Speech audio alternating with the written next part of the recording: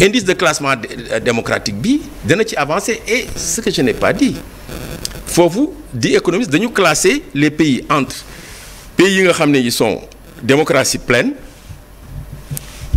démocratie imparfaite, démocratie hybride ak les pays autoritaires. xam nga Sénégal fu mu nekk hybride, c'est-à-dire un palier moo ko dese mu wàcc sur les démocraties autoritaires. Ça c'est dans le site de The Economist, et c'est dans le monde, un peu partout. Même la France, l'Angleterre sont classés, tous les pays sont classés. Est-ce que tu vois? Alors c'est ça le problème. Maintenant, on est dans une situation très dangereuse, très grave, parce que la classe politique est divisée. te loolu dafay wundu ne ñi ngi jëm ci société bu divisée. Alors classe politique bu divisée mooy lan? mooy bu ñu jógee ci élection législative, parce que foofu lañ koy nattee en général, ñi nekk yore nguur gi am majorité bu dëgër, pays bi dafay stable, continuer ñoom ñu gouverner tranquillement. su fekkee dañu jógee ci élection yooyu aussi opposition bi am majorité bu dëgër bu leer naññ, pays bi dafay nekk ci aussi ci stabilité. Démocratie dafa nangu yooyu ñaar, même suñ ko tuddee cohabitation. waaye su fekkee dañu génn ci élection législative yi, bii amul bële amul, ñu nekk ci diggante bi, loolu mooy une classe politique divisée.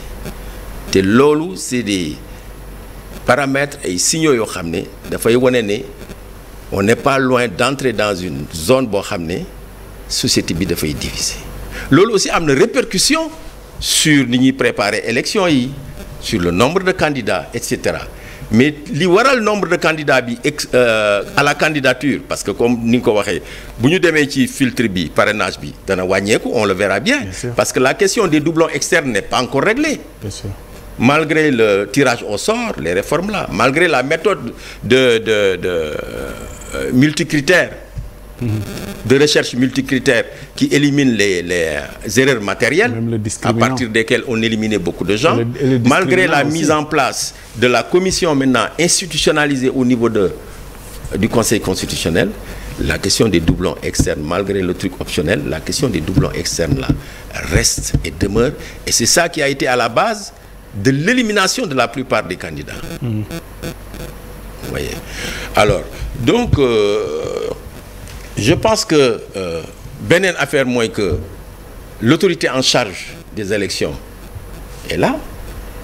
C'est une revendication de l'opposition. Diouf avait accédé à cette revendication en 2000. Wade avait accédé. Cette fois-ci, non. Parce que fi ñu ko weer mooy qu'on ne peut pas être jugé parti. Mënuloo bokk ci parti politique ba pare nga ne da ngay organiser élection yi. Dans les pays où cela existe, on a deux choses essentielles. On a une justice indépendante et on a une administration non politisée, indépendante. Et c'est l'État, c'est le modèle étatique d'organisation des élections. Vous voyez. Nous, on n'est pas dans le modèle étatique, justement, on est même dans le modèle hybride. C'est-à-dire qu'on a trois organes qui organisent l'élection. Il y a la DGE pour l'État qui organise. Il y a la Sénat, bi nga xamee ne mooy contrôler di superviser, et il y a le juge électoral. Sànq ci fiche bi ñu ci jugement de boo ñuy doon wax ni bëggoon naa yokk ne les avocats là ont saisi la Sénat. Sénat aussi dafa am rôle bu mu ci war a jouer, parce que code électoral daf ko jox ay pouvoir. Code électoral dafa ne Sénat dafa war a veiller à l'application de la loi, que l'administration, par les candidats, par les électeurs et par les partis politiques. mais maa nekk ñu di indi situation boo xam ne ça va être inédit, parce que Sénat bu demee ba war a àtte ci contentieux finalement bu dox ci diggante justice ak administration, Sénat bu war ko mën a àtte. Ah si, justement, parce que Sénat li ko pouvoir bi jox le L13, article L13 dafa ne en cas de non-respect des dispositions législatives et réglementaire. xëy na moom moo waroon jiitu sax laata justice di doog parce que justice moo war a mujjee. voilà moo tax maa ngi ñëw foofu. parce que loolu problème en cas de non-respect. ñoom dañu am pouvoir d'injonction dañu war a def injonction à l'autorité administrative pour mu jël ay mesures de correction.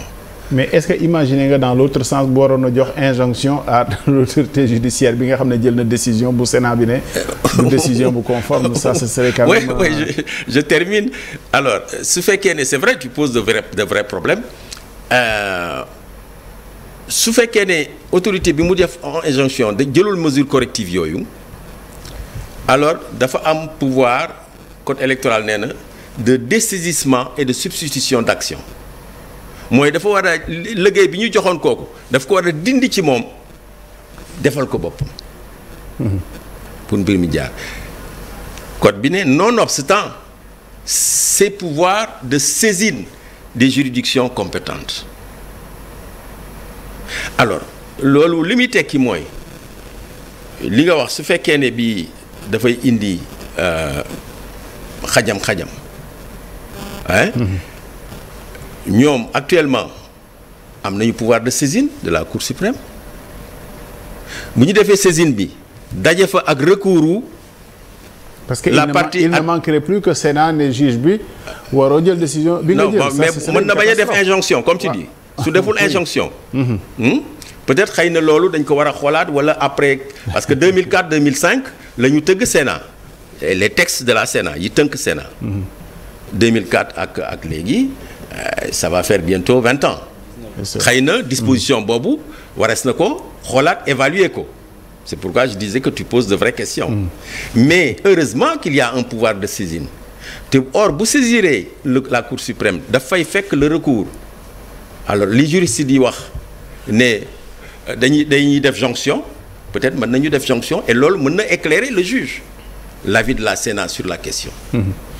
Évidemment, ça va être présomptueux pour finir, parce qu'il ne reste pas beaucoup de temps, d'essayer de se projeter sur l'après-élection. Parce que je pense que nous sommes d'accord que le Sénégal doit continuer à exister et en paix et dans une stabilité après élection. Maintenant, comment on fait pour que, si nous non seulement nous stabilité, paix, mais aussi peut-être définitivement